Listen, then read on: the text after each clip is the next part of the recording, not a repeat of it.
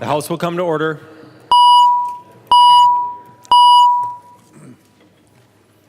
Messages from the Senate. Message from the Senate. Mr. Speaker, I hereby announce the passage by the Senate of the following House file, herewith returned as amended by the Senate, in which amendments to concurrence of the House is respectfully requested. House File Number 3423, an act relating to natural resources. The message is signed Cal R. Ludeman, Secretary of the Senate. Fabian moves that the House concur in the Senate amendments to House File Number 3423 and that the bill be repassed as amended by the Senate. Recognize the member from Roseau, Representative Fabian, to explain the Senate amendments. Thank you, Mr. Speaker. That is my motion. Members, this is the Lessard-Sams Outdoor Heritage Council recommendations. These are the same recommendations. This portion of the bill is exactly the same as it was when it left here two different times, once this past week as a part of another bill that we sent over to the Senate, and then once as a standalone bill earlier. In all, the Lessard-Sams Outdoor Heritage Council appropriates this year about $113 million. A couple of the things that are really important to me in here, I'll reemphasize what happened or what I said earlier about these. The Conservation Partners Legacy Grant Program is something that Representative Lilly and myself put a lot of emphasis in the council hearings, and we got a substantial increase in the number of dollars that are in that pot to go to that Conservation Partners Legacy Grant Program. This is the grant program that's used in order to be able to fund so many smaller local projects. You might have an SWCD or a county or a city, maybe a small sportsman's group, something like that, that wants to do some sort of conservation enhancement program, a restoration, a dam removal, like we're doing up in Kitson County, the Rum River Project. Maybe somebody wants to go in and improve a small piece of habitat in the Beltrami Island State Forest as a member of the Roseau River chapter of the Minnesota Deer Hunters Association. These are the grants that are available. It's a very simple one-page process that's used, and it was a big emphasis to be able to do those things. We also then were able to target several of those smaller projects within the proposals that were brought forward. Again, really trying to target on smaller local groups that have got some really good projects going throughout their area. And then, of course, we do have some of the other projects with the acquisitions. We've reduced the number of acres this year from on average in the past of about 11, maybe 12,000 acres down to about 65 or 6,600 acres here. Otherwise, there are other projects. We're doing things with regards to restoration and enhancement. Another emphasis of the Lessard-Sams Outdoor Heritage Council this year was to take better care of what we've already got, the state lands that we already have. We've heard the Commission of the DNR tell us over and over again, we don't have the resources to take care of many of the things that we have with regards to wildlife and the environment. So we made an emphasis this year to put more dollars into restoration of existing lands or enhancement of existing lands. And with that, Mr. Speaker, I will stand for questions. Any discussion on the Senate amendments? The member from Dakota, Representative Hansen. Thank you, Mr. Speaker, and members and Minnesotans. Representative Fabian, you had said this was exactly the same thing. I think I heard you say that. It's the Lessard provision, it's the Outdoor Heritage Fund, but members, maybe you could clarify, Representative Fabian, does this bill include the Clean Water Fund, or does it include the arts funds that were voted on unanimously by this body? He will yield. Representative Fabian. Thank you, Mr. Speaker. And I was careful when I said that, but I apologize, members. I did not finish my comments on the rest of the bill. I said very clearly that the Lessard-Sams Outdoor Heritage Council recommendations that we are passing here today are exactly the same as the Lessard-Sams Outdoor Heritage Council recommendations that we passed a while ago. Representative Hansen is correct. The Senate removed the Clean Water Council stuff that was in here, about $23 million, and then they also removed the arts and cultural heritage piece. Thank you. Representative Hansen. Thank you, Mr. Speaker and members. So, when the constitutional amendment was passed, it was a coalition effort where you had outdoor heritage, clean water, arts, history, parks and trails. And we have one of the funds that's an annual appropriation. That's the Outdoor Heritage Fund. And we've gone through now about 10 years of appropriations on this. And the work that was done there has removed a lot of the controversy with this year's Outdoor Heritage appropriation. However, there was lingering and, I guess, a legacy controversy with clean water, where in the past 2 biennium, money has been taken from the Clean Water Fund to pay for administrative costs for soil and water conservation districts. And last year, in that budget decision and in the negotiations with the executive, there was a provision that said that the $22 million that was taken needed to be paid back if we had a surplus. And we did, luckily. So I'm not sure if that session law or the statutory provision relating to the raids, but there's 2 raids that have occurred now. So money to go to cleaning up contaminated water or preventing more contamination of water, the provisions that were there that again this body voted on twice are not included in this provision. In addition, there was extra dollars that had generated because of an improving economy that were there that could be appropriated as well. They're not included.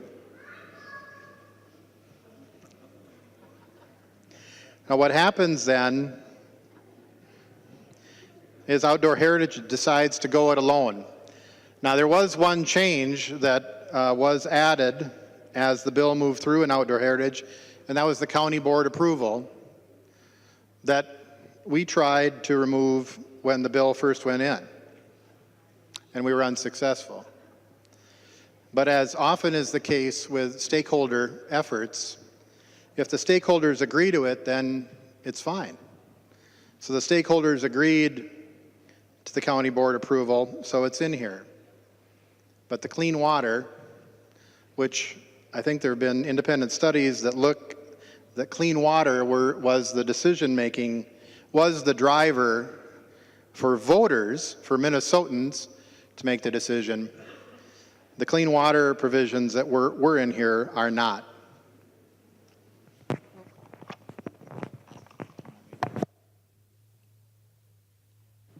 The member from St. Louis, Representative Murphy M.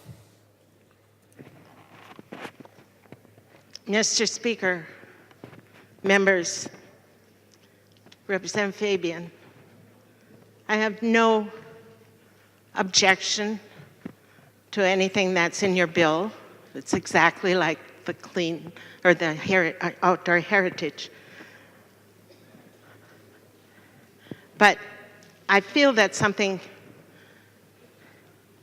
I didn't know about this until caucus, and I don't know my rules, but I see on page 21 of the Constitution of the state of Minnesota, outdoor heritage, clean water, parks and trails, and arts and cultural heritage are dedicated funds together from what the people of Minnesota voted for in 2008. An additional tax, and the 4 funds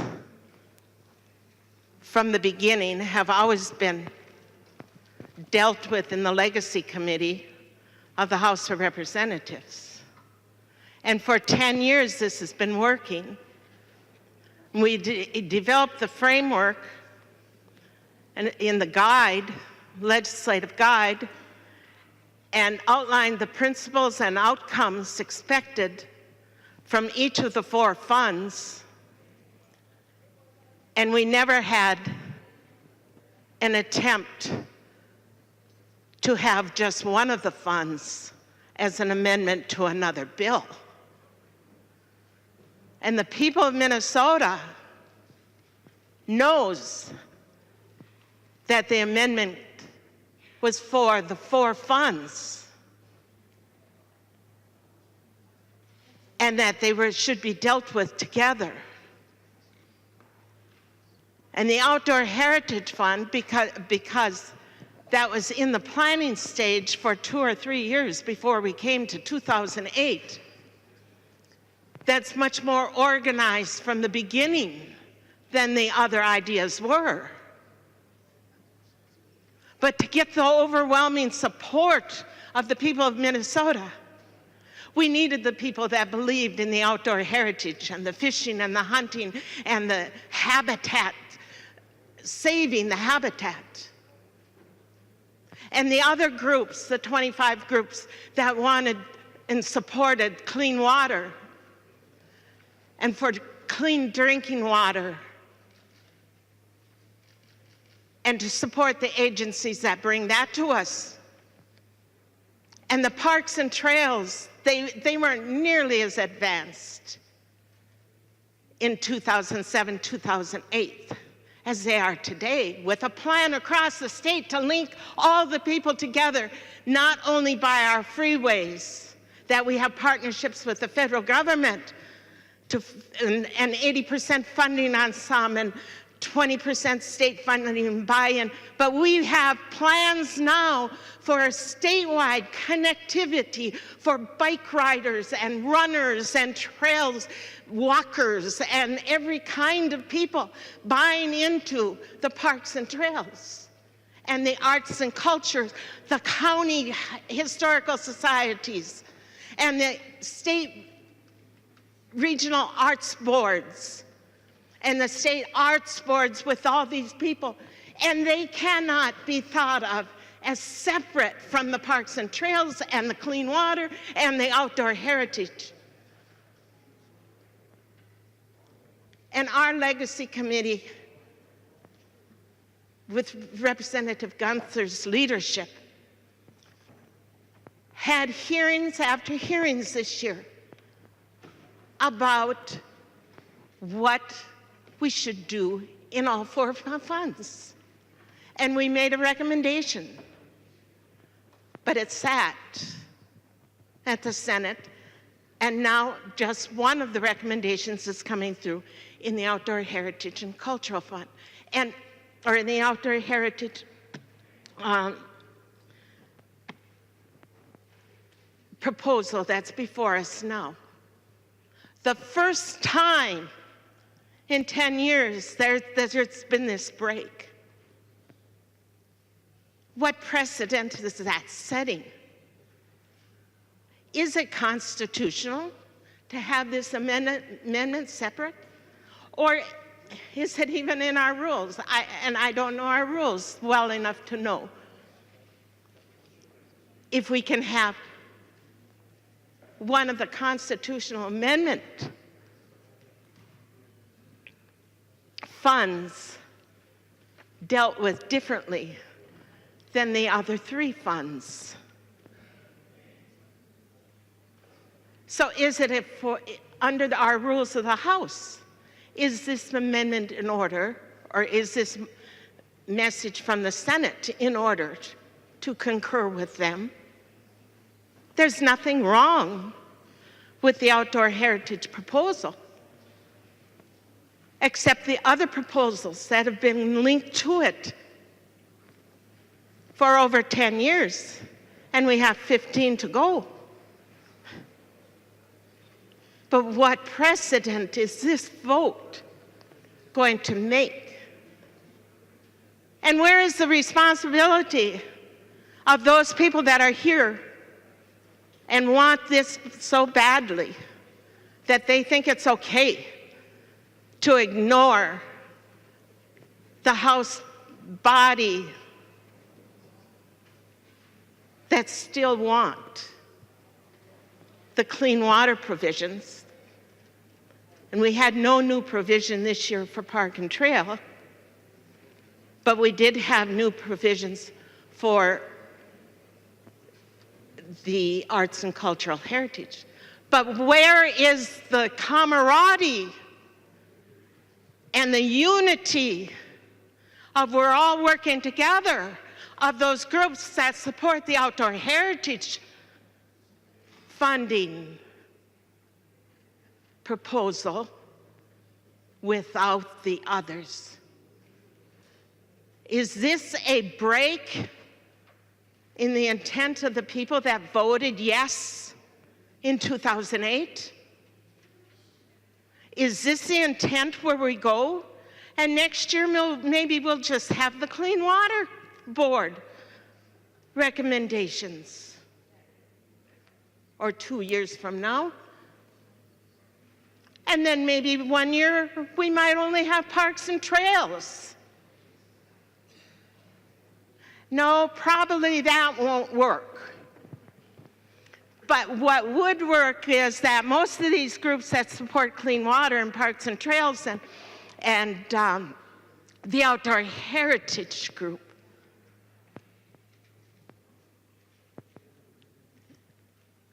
maybe the arts and culture people don't really support them strong enough. So if they weren't thought about 1 year, maybe that would be okay. Are we breaking the promise that we made in the constitutional amendment? And why did, I won't ask, but if you know Representative Fabian, when in your remarks, which I'm sure are going to come, why is it okay for the Arts and Heritage Fund to have their proposal without the other funds, the recommendations from the legacy committees, other funds included? Why is that okay? And how doesn't that break the strength of the four funds and that are established in the Constitution? And the importance of the work of a committee of the House of Representatives, duly formed,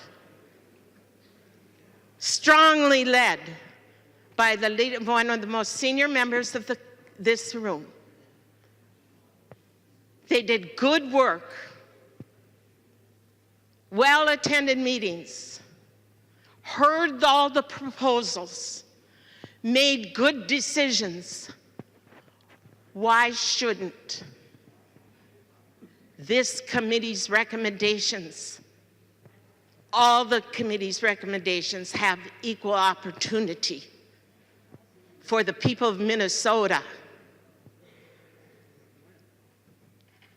Why are we allowing this amendment or this bill that has only one of the funds to have the outdoor heritage work in it and not the other funds work? I don't have the answers to that. I don't know. But you now know what concerns I have. And I think that this is very important to the people of Minnesota. And we better all have answers if this goes forward. The member from Brown, Representative Torkelson. Thank you, Mr. Speaker. Thank you, members. Thank you, Representative Murphy, for your words. You and I have a long history on legacy. I was on it from the get-go, as you were. And you're right. We've always moved these together. It's always been a package, not just one, but a package. We had recommendations from the Clean Water Council. We had the work of our committee that produced a slightly different set of recommendations for clean water funding. And I agree with you that they should have moved forward. We've run into a brick wall, frankly, and that brick wall is someplace on the other side of this building. I, like you, am deeply disappointed that we haven't been able to move those recommendations forward. I will continue to advocate for using the resources we have available. I'll remind everybody again that we had a $22 million amount of money that was rolled into the Clean Water Fund this year as a result of some legislation that was put in place last year. That's a substantial amount of resources that's really old money in my book, and old money that should be put to work to do the good work we do with the Clean Water Fund here in the state of Minnesota. I'm going to keep this brief. The day is late, the hour is long, but this is extremely disappointing. Thank you, Mr. Speaker and members. The member from Martin, Representative Gunther. Thank you, Mr. Speaker. Representative Murphy, you're right. This is the first year we just had the Lessard-Sams Outdoor Heritage Council alone. Every other year we had some part of one of the other councils with the bill. But let me go through a list of the things that we don't have in this bill. And don't get me wrong, I was on the Lessard-Sams Outdoor Heritage Council with Representative Hansen. And they worked very hard, and Leah and Lily, they worked very hard at picking their choices. And I think I can see why they have only half of it one year and half of it the next year, because it is such, they vet things so well. But what we're missing is we're missing the 100th anniversary of women's suffrage. Minnesota had a great thing to do, great amount of work to do in that, and I think it was very appropriate that we helped celebrate that. We got the budget from another department, and it was a good bill. We also had Veterans Voices from AMPERS. This year we were going to talk about the forgotten war, the Korean War. These are the people that are getting so old now that they are the ones that are dying, just like the people from World War II did. And there's a part in it for arts in the Capitol. And we have a committee there, and we had to fund that committee, and they do very good work, and they make sure we have the right art in the right places in this Capitol, and it's not an easy task. There's also a river aquarium in Duluth. I think I was 100% for that because it showed what happens in the rivers around Duluth, Minnesota, and it was well done and well orchestrated. Representative Mahoney had an Asian gardens, and I had a picture of it. I would love to have that picture in my living room. They collected $1 million during the summer. They needed $150,000 to plant it. I hope they can use part of that $1 million to plant it. We will return that money. If I'm chairman, all these things will return. Litchfield Opera House, Preston Grain Elevator. There's a lot of things that were good things in this bill besides Lessard-Sams. And Lessard-Sams, I'm not against them coming. If they are the only ones that are going to make it this year, fine. I want you to support this bill. It's important that we do not let the work of the Lessard-Sams Outdoor Heritage Council go to waste. I want everyone to know that if I'm back again and I'm on the committee, that these things will be back. And like I said, please don't hold this against the Lessard-Sams Outdoor Heritage Council. Hold it against the Senate, please. The member from Hennepin, Representative Loeffler. Well, thank you, Mr. Speaker and members, and thank you, Chair Gunther, for those comments and reminding us what isn't in this bill and the kinds of things that it's supporting. And I know many of us didn't get home before 3:30 or 4 a.m. This morning, so you may not have had a chance to look at the Star Tribune, and I'll just say I quickly paged through it enough to see some headlines. And I think you should know there's an interesting article that we all should read. And the headline is, Arts Funding Fuels Minnesota's Main Streets and Communities. And they're starting a look back at the impact of these funds across the entire state of Minnesota. And it says that the impact is clearest Leaders and artists say in outstate Minnesota, where grants have boosted artist projects and rooted fledgling organizations, it's been a huge boon to the rural economy, said a sculptor who's nationally known who lives in Park Rapids, Minnesota. It talks about how the arts economy has grown 65%. From $14.5 million in 2006 to $22 million in 2017, and that doesn't even count the spin-off effects. When your local community theater puts on a show and people go to the restaurant before or have a drink after.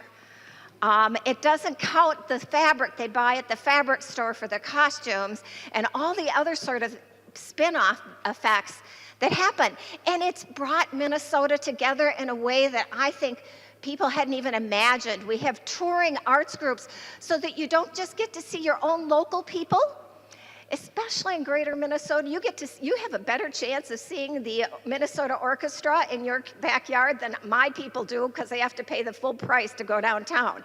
But that's great. It's brought people of talent from one part of the state to another, so you've got variety and exposure and experience and other things.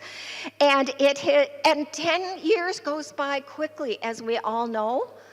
And soon it'll be 25, and we're going to have to renew this. And people are going to hold us accountable as to whether their hopes and dreams were being met. And I can tell you, they didn't just hope and dream about the outdoor heritage part. My area has a huge turnout of voters, and it was the clean water and the culture and the arts and the history that most inspired most of them. Not all. But that is, every part of the state has people for different reasons, but the wonder of it was it brought everybody together with something with a long-term investment that every Minnesotan should, at the end of 25 years is my hope, be able to say at least 5 things that have improved in their life. A new trail, improvements in a park, better hunting opportunities, clean water to drink, something that they can tangibly say made a difference in their life and the life of their family and their communities. And I do think one of the things that the Arts Subcommittee that I had the honor of being one of the 3 co-chairs of, each branch of the government was represented. When we looked at what to do with the Capitol and the Capitol art, and we studied what's here and what stories are being told and what stories aren't, we found basically that the stories that are told here end about 100 years ago. And we have wonderful, thrilling stories that we should be proud of about our role in the Civil War. But Minnesota has done so much more since then, and we don't tell those history classes and those school classes that come to visit us about the newer accomplishments. And I think it would be inspiring to future generations, and it would partner nicely with Representative Erdahl's push for more civics education, if we had that women's suffrage historic effort that was funded in this bill, because it took women generations, from great-grandmothers to grandmothers to daughters to grandchildren, to get the right to vote. And Minnesota had a leading role in that. We were one of the first to grant women the right to vote. It was only for school board. But that was a huge step forward, and it started the path towards making sure that the half of the population that I'm part of got to fully participate in our community, in our society, in our civics. And to not bring that story forth in a way that teachers throughout the state can celebrate it and understand it and motivate future generations to be citizens and to be active and to realize that it's something that they should hold precious. I don't care what their political beliefs are. They should know that it wasn't easy to get that right to vote, and that they should be feeling an equal part of our community, and that they should be proud that our state led. And our state has led on many other issues that we need to tell those stories in this building. And the small $60,000 of funds that would have helped make sure that the new public spaces and the new art gallery are filled with continuing art from across Minnesota telling those stories is a real loss for the next year. And I really think that Representative Murphy did a great job of saying these things should move forward together. We have always done that, And I think we ought to stand firm on that, and I wanted to share that, and I hope you will look at the Star Tribune's article about the impact this has been having across our whole beautiful state. Any further discussion on the motion to concur with the Senate amendments? Seeing no further discussion, all those in favor of the motion to concur with the Senate amendments signify by saying aye. Aye. Those opposed, no. No. The motion prevails. The clerk will give the bill its third reading as amended by Senate. Third reading, House File Number 3423, as amended by the Senate. Third reading as amended by Senate. Any further discussion on the bill? The member from Ramsey, Representative Lilly. Thank you, Mr. Speaker and members.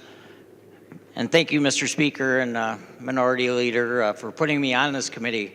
As you can see, these are funds that people definitely care about and are actually doing some great, amazing things around Minnesota.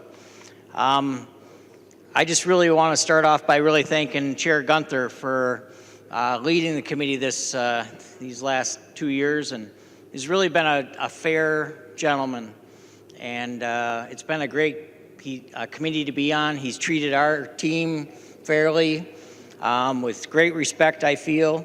You mentioned some of the projects. You hear the passion from Representative Murphy and the love that she has of this, and it's so true. There's such great funds, and there's so much good work in all of the areas of the funds that are being done all over the state. I'm sorry I'm not fully firing on all cylinders, so I may miss some stuff, but really I just really want to thank you, Chair Gunther, and your team, and how well you treated us, and by putting Representative Murphy's project in there, and Representative Mahoney's, and then and just hearing some more about the art project that Representative Lawford was talking about, actually, and then throughout the whole committee, we've heard so many great things all over the state, and presentations, and I just thought it was such an honor to be on there with you, and thank you for that. I'm sorry I couldn't be here for your bill. I tried to get the Green Giant to come, but like I did last time, I stole it from Representative Lesh, but somehow I think the security stopped it somewhere. But got it close. I had called it in from the hospital. But anyways, I happen to serve on the Lessard-Sams with Representative Fabian, and just so you guys know that part of the bill, maybe before I get to that, I want to back up. This bill, unfortunately, was not going to go anywhere with the other components of Senate. I hope you all heard what has been said here by Representative Torelson and Chair Torelson and Chair Gunther, that it was not going to move. So we're in a weird situation. So we're kind of left with Lessard-Sams. So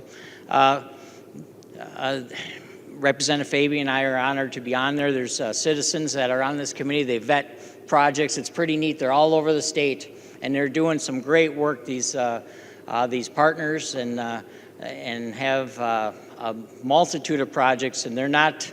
I think they've been trying to listen to some folks on your side that they're moving them from maybe where some of the counties have felt pressure, where there was maybe too much land purchasing, and moving that out to the west and doing some more prairie restoration perhaps, or they're really trying to be responsive to this body, the Lessard-Sams group. But it's really a neat group. There's a lot of citizens on there, like even people like Ron Shera. I mean, you think about how famous he is in Minnesota, folklore, and to get someone like that to be there in these goofy meetings, on a whatever morning they are, early, and to fight for Minnesota. But it's I really enjoy it. I'm more of a fisherman, and I kind of like, so I don't do much hunting. Representative Hansen, I know, does a lot of hunting, and a lot of you others too. But there's a lot of good work, a lot of good restoration for all of us, and the dollars are being spent wisely. But I just want to say how good that team is on Lessard-Sams. The staff is wonderful, and it's been an honor to serve with Representative Fabian on there. But kind of going back generally to the bill, I just again want to thank Chair Gunther, how well he's treated both sides of the aisle, and I am also disappointed that the Senate would not hear some of our proposals. There was some money left on the bottom line, so this year was a little different. There was some money that was left. And really, quite honestly, why not spend it on some good projects that we vetted, and they were great projects all over the state. So I want to thank you for Chair Gunther for being open to those, and I hope you look favorably on this bill. The Lessard is the people that do this part of it are earnest and doing good work for Minnesota.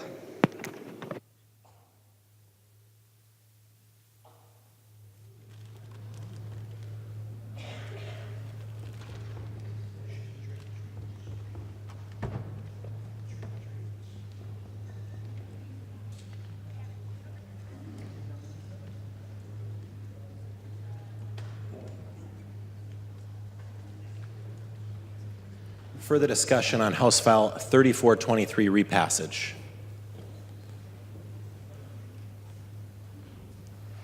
The member from Roseau, Representative Fabian, for the final word.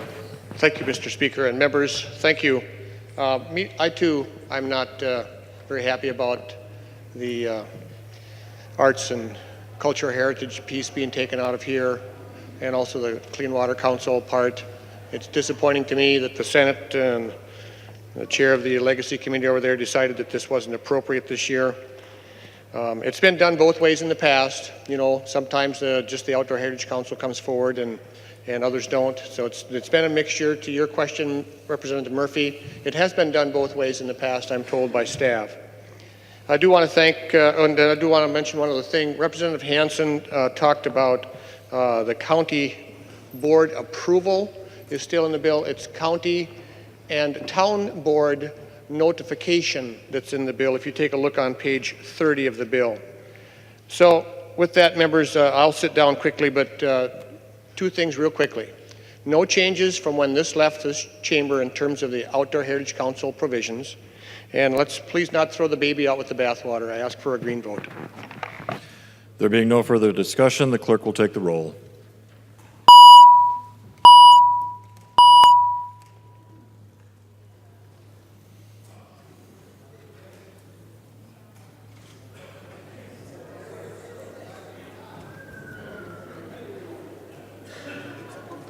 No.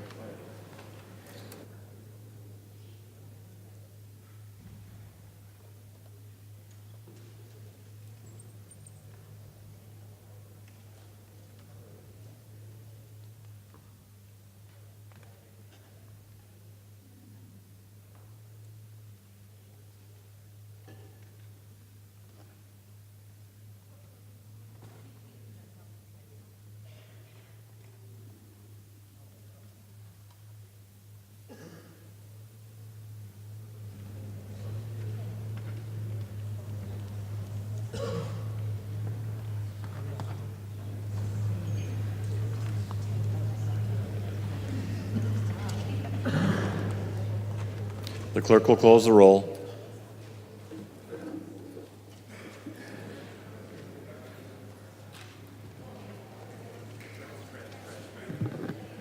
Draz votes aye.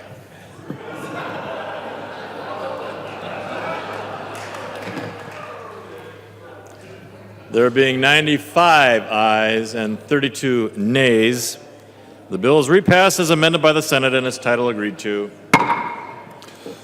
Message from the Senate, Mr. Speaker. I hereby announce the passage by the Senate of the following House file, herewith returned as amended by the Senate, in which amendments to concurrence of the House is respectfully requested. House File Number 3660, an act relating to the environment. The message is signed Cal R. Ludeman, Secretary of the Senate. Fenton moves that the House concur in the Senate amendments to House File Number 3660 and that the bill be repassed as amended by the Senate. I recognize the member from Washington, Representative Fenton, to explain the conference report. Thank you, Mr. Speaker and members. And that is my motion. It was a few, this is kind of where you have peace in the valley, if I can say that. There were some changes recommended as I worked with the MPCA that I think provide better clarity. A couple of those are under the section of the working group, determine how the priorities in the settlement will be met and how the spending will move from the first priority to the second priority. and the second priority to the third priority outlined in the settlement. We also changed the dates for reporting so that they are 6 months apart. And the municipalities are defined in section 115B.52. So we defer to that from page 2, line 26. We refer back to the definition at the beginning of the bill. So those are the minor changes. I think there's some good improvements, and I ask for a yes vote. Discussion to the Senate amendments. Discussion to the Senate amendments.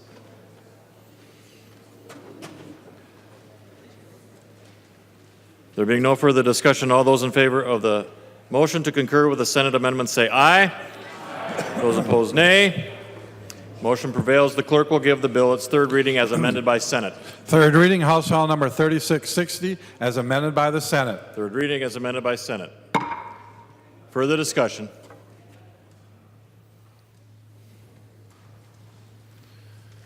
Further discussion. There being no further discussion, the clerk will take the roll.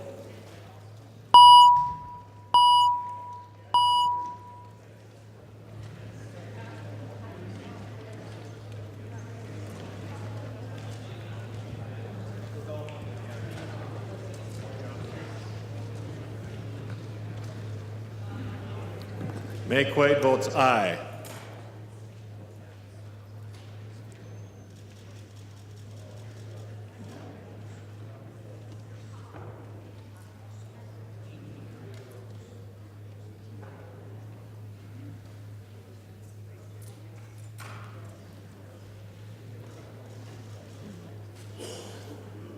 Clerk will close the roll.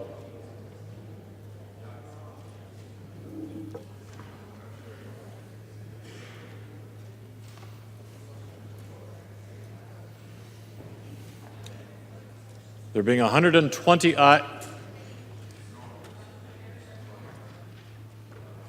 Dean R. votes no. Considine votes aye. There being 121 ayes and 10 nays, the bill is repassed as amended by the Senate and its title agreed to. Message from the Senate, Mr. Speaker. I hereby announce the passage by the Senate the following House file herewith returned as amended by the Senate, in which amendments to concurrence of the House is respectfully requested. House File Number 3463, an act relating to motor vehicles. Message is signed by Cal R. Ludeman, Secretary of the Senate. Petersburg moves that the House concur in the Senate amendments to House File Number 3463 and that the bill be repassed as amended by the Senate. I recognize the member from Waseca, Representative Petersburg, to your concurrence. Thank you, Mr. Speaker. That is my motion. Discussion on the Senate amendments. Discussion. There being no discussion, all those in favor of the motion to concur with the Senate amendments say aye. Aye. All opposed, no. Motion prevails. The clerk will give the third reading as amended by the Senate. Third reading, House File Number 3463, as amended by the Senate. Third reading. Further discussion. Representative Petersburg. Thank you, Mr. Speaker. This bill we passed off the floor earlier this week and sent it off to the Senate, and this refers to some of the issues in regards to MNLARs that auto dealers were dealing with. And when we sent it over there were still a few fiscal notes and a few fiscal costs to that. We worked with them, knowing that the department has a lot of heartburn on some of those things. And so we were able to, with the amendments, we changed the effective date for the no fees for late fees for the deputy registrars a year out, in which the department said that would work. We eliminated the section in regarding to electronic vendor titles, and also then changed language in regards to data collection so that it fits more with the federal statutes.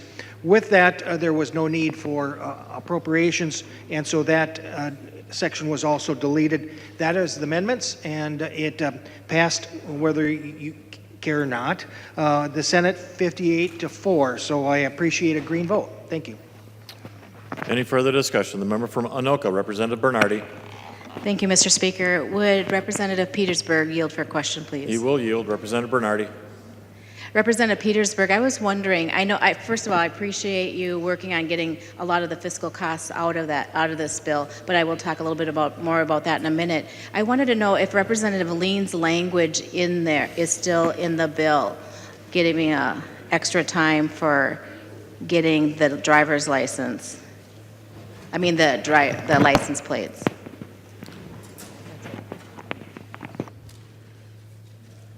Representative Petersburg. Let me review that, but I believe it is because that was in our fifth engrossment, but let me just run through that here quick if I could find it quickly.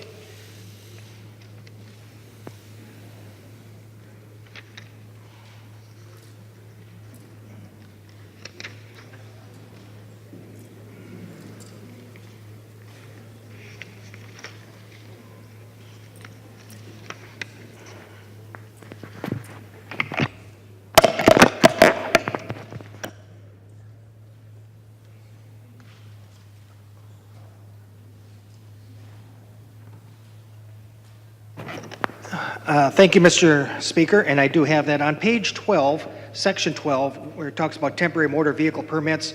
You'll notice that on line 12.7, it does may be issued for a period up to 100 days in consultation with the Commissioner of Public Safety, which is his bill, so it is in there. Representative Bernardi. Thank you, Mr. Speaker. My other question regarding this is, there's still some unfunded mandates in this bill that you didn't pull out, and that was the part about the $2 late fee and doing the programming for it. And I know that that's going to have impact on the implementation of MNLARS. And I wanted to know, how do you see this affecting the unfunded mandate affecting the fixes on MNLARS? Representative Petersburg. Thank you, Mr. Chair, and Representative Bernardi.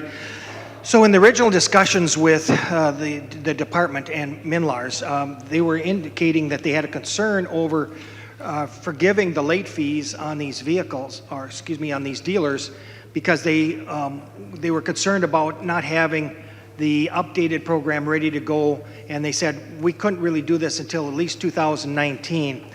And since the issue in regards to late fees is directly related to MNLARS and how effective they are, most of these late fees would not occur because they would be able to enter those in a timely fashion. And that is the reason why we moved from implementing the enactment date following the enactment to the July 1st of 2019, give them the opportunity to correct this. And so I think they may have some concerns that there may be still some outstanding fee registrations, but it will certainly be very minimal at best, in my opinion. Representative Bernardi. Thank you, Mr. Speaker. Representative Petersburg, I want to follow up with that just a little bit more so that I can gain a better understanding of that. As I understand, this $2 late fee is not just related to the MNLARS. It's like forever here on end. They're not going to get a late fee if they don't process it in a timely fashion, that the late fees go away. That seems problematic to me. Could you please comment on that, please? Representative Petersburg. Thank you, Mr. Speaker, and Representative Bernardi. You have to understand that the vehicles dealers don't get paid unless they get it transferred. They don't get the data from the auto manufacturer until a title is transferred. It has always been in their best interest to get that title to the deputy registrars as quickly as possible for them to generate these funds. And so very few, if any, really will be generating these kind of fees once the system is up and running. And so I think that there are always going to be some circumstances in which this fees might be there. I think this is appropriate because they are also doing a lot of work for the deputy registrars and doing all of the information and so forth as well. So I think it's just appropriate. Representative Bernardi. Thank you, Mr. Speaker. And Representative Petersburg, I do appreciate how you've reduced this fiscal note down to quite a bit. I do still have concerns on how the $267,000 unfunded mandate will impact the actual fixes in MNLARS and their timeline. And so for that reason, I can't support this vote at this time. Had that been able to be fixed and come out of the bill, I would be supporting your bill. But I can't jeopardize that with getting the things that we need to get done first from in-laws. And I'm not against doing something like this in the future and doing it right, but at this point in time, I'm a no vote. Any further discussion? Seeing none, the clerk will take the roll.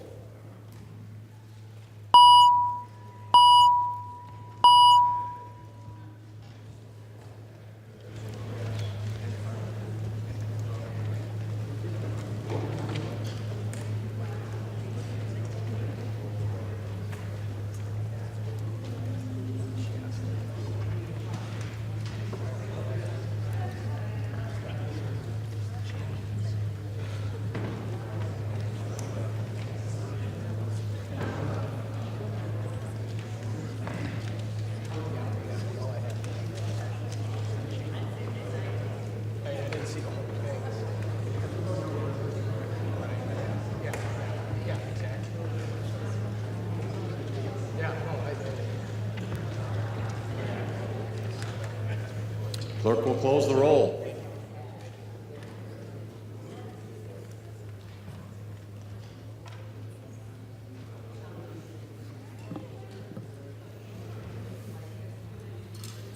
There being 95 ayes and 34 nays, the bill is repassed as amended by Senate and its title agreed to. Representative Knobloch. Mr. Speaker, I move a recess for 1 hour. Republicans will caucus in their normal caucus room. Representative Knobloch moves a recess for 1 hour. All those in favor signify by saying aye. Aye. All opposed, no. Representative Marquardt. Thank you very much, Mr. Speaker. DFL will caucus at this time also. The House stands in recess to the call of the chair for approximately an hour.